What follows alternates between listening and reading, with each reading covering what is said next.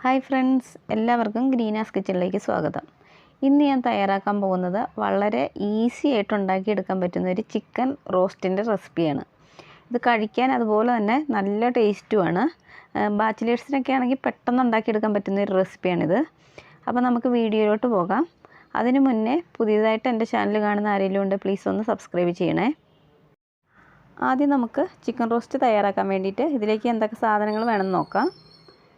ഞാനിപ്പോൾ ഇവിടെ മീഡിയം സൈസിലുള്ള 2 സവാള ചെറുതായിട്ട് കട്ട് ചെയ്തെടുത്ത് വെച്ചിട്ടുണ്ട്. പിന്നെ ഒരു 4 പച്ചമുളക് എടുത്തിട്ടുണ്ട്.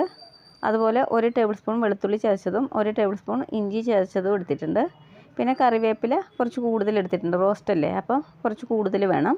പിന്നെ ഒരു വലിയ തക്കാളി എടുത്തിട്ടുണ്ട്. അപ്പോൾ ചെറുതാണെങ്കിൽ ഒരു 2 എണ്ണം എടുക്കാം. ഇനി നമുക്ക് പച്ചമുളക് ഒഴികെ ബാക്കിയുള്ളതെല്ലാം ഈ പാത്രത്തിലേക്ക് ഇട്ട് കൊടുക്കാം. അപ്പോൾ കറിവേപ്പില കുറച്ച് മാറ്റി വയ്ക്കാം. സവാളയും തക്കാളിയും ഇഞ്ചിയും വെളുത്തുള്ളിയും കൂടെ ഇതിലേക്ക് ഇട്ട് കൊടുക്കാം. പിന്നെ കുറച്ച് കറിവേപ്പിലയും കൂടെ ഇട്ട് കൊടുക്കാം.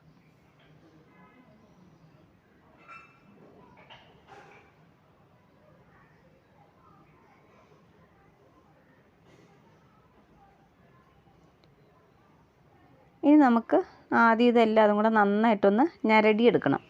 അപ്പോൾ കൈ കൊണ്ട് നന്നായിട്ടൊന്ന് മിക്സാക്കി കൊടുക്കാം. ഇതുപോലെ നന്നായിട്ടൊന്ന് ഞരടിയെടുക്കണം.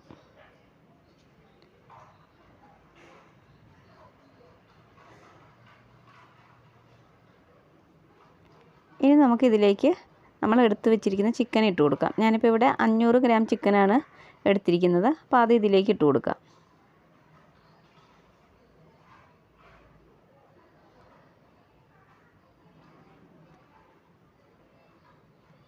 ഇനി ചിക്കനിലേക്ക് വേണ്ട ഉപ്പ് ചേർത്ത് കൊടുക്കുക.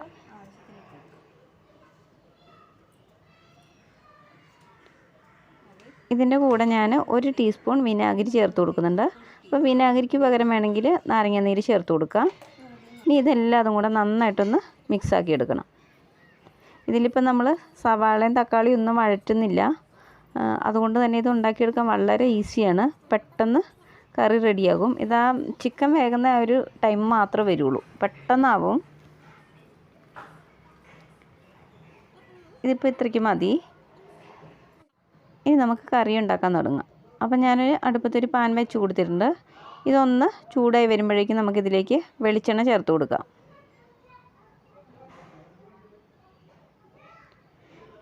ഇനി ഈ വെളിച്ചെണ്ണ നന്നായിട്ടൊന്ന് ചൂടായി വന്നോട്ടെ.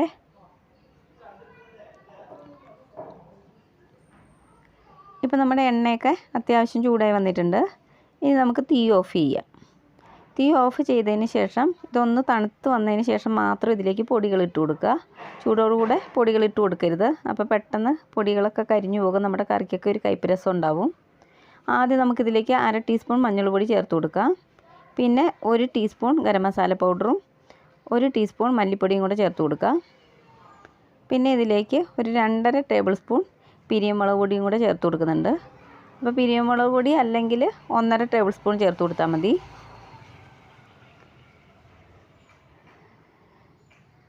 ഇനി നമുക്കിതെല്ലാം കൂടെ നന്നായിട്ടൊന്ന് ഇളക്കി കൊടുക്കാം. ആ എണ്ണയിൽ കിടന്നിട്ട് പൊടികളൊക്കെ നന്നായിട്ടൊന്ന് മൂത്ത് വരണം. ഇനി നമുക്ക് തീ കത്തിച്ചു കൊടുക്കാം. അതിനുശേഷം തീ ഏറ്റവും ലോ ഫ്ലെയിമിൽ വെച്ചിട്ട് വീണ്ടും ഒന്നുകൂടി ഒന്ന് ഇളക്കി കൊടുക്കാം. ഇപ്പോൾ നമ്മുടെ പൊടികളൊക്കെ അത്യാവശ്യം നന്നായിട്ട് മൂത്ത് വന്നിട്ടുണ്ട്. ഇനി നമുക്കിതിലേക്ക് നമ്മൾ എടുത്ത് വെച്ചിരിക്കുന്ന ചിക്കൻ ചേർത്ത് കൊടുക്കാം. ഇതിന് നമുക്ക് നന്നായിട്ടൊന്ന് ഇളക്കി യോജിപ്പിച്ച് കൊടുക്കാം.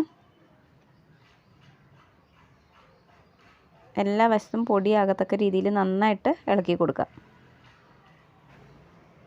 ഇനി നമുക്കിതിലേക്ക് വെള്ളമൊന്നും ചേർത്ത് കൊടുക്കേണ്ട ആവശ്യമില്ല. കാരണം നമ്മുടെ ചിക്കനിൽ അത്യാവശ്യം വെള്ളം ഉണ്ടാവുമല്ലോ. പിന്നെ നമ്മൾ ചേർത്ത സവാളയിലും അതുപോലെ തക്കാളിയിലും ഒക്കെ വെള്ളം ഉണ്ടാവും. അതുകൊണ്ട് തന്നെ വെള്ളം ചേർത്ത് കൊടുക്കേണ്ട ആവശ്യമില്ല. ഇനി നമുക്കിത് അടച്ച് വെച്ചിട്ട് ഒന്ന് വേവിച്ചെടുക്കണം. അപ്പോൾ തീ ഒരു മീഡിയം ഫ്ലെയിമിൽ വെച്ചിട്ട് വേണം വേവിച്ചെടുക്കാൻ, അല്ലെങ്കിൽ അടിക്ക് പിടിക്കാൻ ചാൻസ് ഉണ്ട്.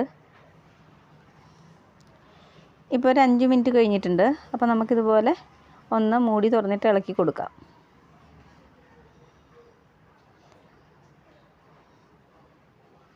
അപ്പോൾ ഇതുപോലെ ഇടയ്ക്കിടയ്ക്ക് മൂടി തുറന്നിട്ടൊന്ന് ഇളക്കി കൊടുക്കണം, അല്ലെങ്കിൽ ചിലപ്പോൾ അടിയിലൊക്കെ പിടിക്കും. ഇത് വീണ്ടും നമുക്ക് അടച്ചു വെച്ച് വേവിക്കാം. ഞാനിതിൻ്റെ ഇടയ്ക്ക് 1-2 പ്രാവശ്യം മൂടി തുറന്നിട്ട് ഒന്ന് ഇളക്കി കൊടുത്തിട്ടുണ്ടായിരുന്നു. വീണ്ടും ഒന്നുകൂടി ഒന്ന് ഇളക്കി കൊടുക്കാം.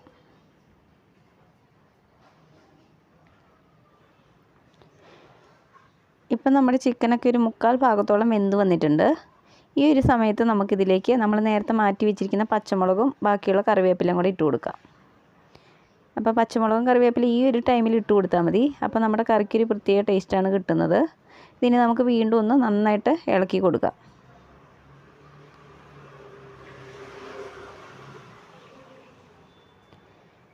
ഇനി നമുക്കിത് വീണ്ടും ഒന്ന് അടച്ചു വെച്ച് വേവിക്കാം.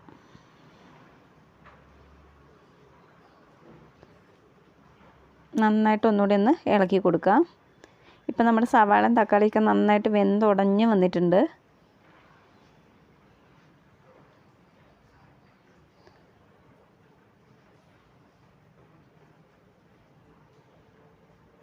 ചിക്കനും നന്നായിട്ട് വെന്ത് കിട്ടിയിട്ടുണ്ട്.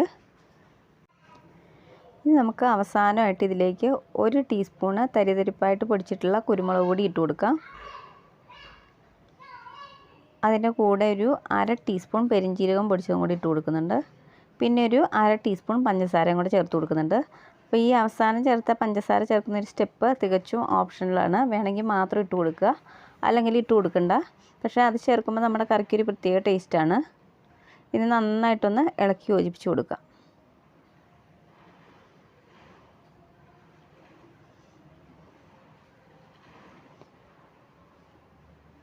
ഇപ്പോൾ നമ്മുടെ ഈസി ചിക്കൻ റോസ്റ്റ് ഇവിടെ റെഡി ആയിട്ടുണ്ട്. അപ്പോൾ നമുക്ക് തീയൊന്ന് ഓഫാക്കി കൊടുക്കാം.